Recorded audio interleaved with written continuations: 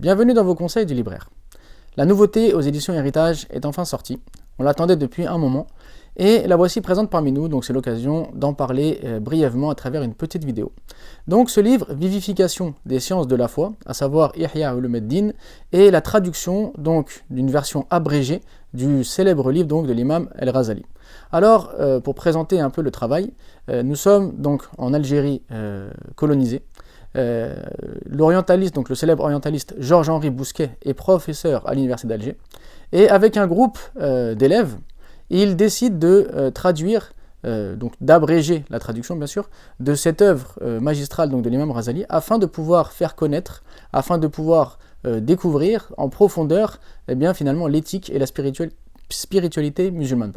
Et donc pour cela, il ne va pas traduire entièrement l'œuvre de Ghazali, mais il va traduire tous les chapitres, c'est-à-dire qu'il ne va censurer aucun chapitre, il ne va retirer aucun chapitre, il va vraiment laisser tous les chapitres ensemble, donc l'ensemble de l'œuvre, et il va à chaque fois donc résumer l'idée de Ghazali dans ce chapitre. C'est ainsi qu'on va avoir donc un condensé, un abrégé vraiment extrêmement bien réalisé, donc qui est traduit par des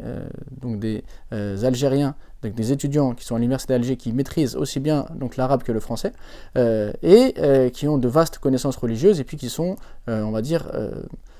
entourés et encouragés et surtout orientés par cet orientaliste donc, qui est Bousquet. Alors l'intérêt de cette œuvre-là est multiple. Donc déjà c'est de faire connaître un peu plus l'imam Ghazali qu'on a surnommé Hujjatul Islam, donc qui est surnommé la preuve de l'islam. C'est de montrer donc qu'il y a toujours eu des travaux de qualité de la part de certains orientalistes, de certains islamologues, et que l'islamologie et l'orientalisme n'a pas toujours été un moyen uniquement donc de contrôler, de rabaisser et de s'attaquer donc aux musulmans et à leur religion, mais ça a été parfois, comme dans ce cas-là, la possibilité de faire connaître à des personnes musulmanes ou non, mais qui ne sont pas arabophones, des œuvres, on va dire indispensables, des œuvres historiques, des œuvres donc extrêmement riches du patrimoine islamique. Et donc aujourd'hui, nous avons cette œuvre entre nos mains. Alors, la lecture de cette œuvre va nous permettre de découvrir déjà la force d'argumentation et la grande spiritualité de l'imam Ghazali, également son orthodoxie et donc sa fermeté à suivre le Coran et la Sunna, et va nous permettre donc de découvrir, de savoir ce qu'il y a exactement dans tous les chapitres de Ihya, à défaut donc d'avoir encore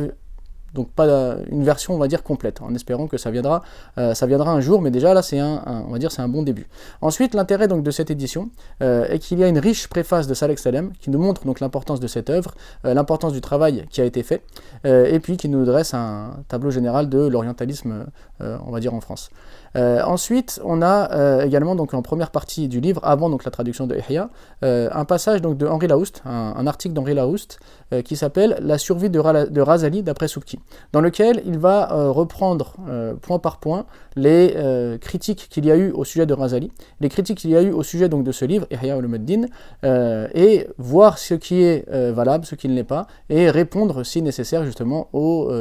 on va dire aux accusations calomnieuses à son sujet. Donc c'est vraiment une œuvre très très riche que je vous invite à découvrir afin donc de faire revivre le patrimoine donc islamique en français finalement du XXe siècle qui avait été complètement disparu et occulté et que nous sommes heureux aujourd'hui de voir dans nos rayons.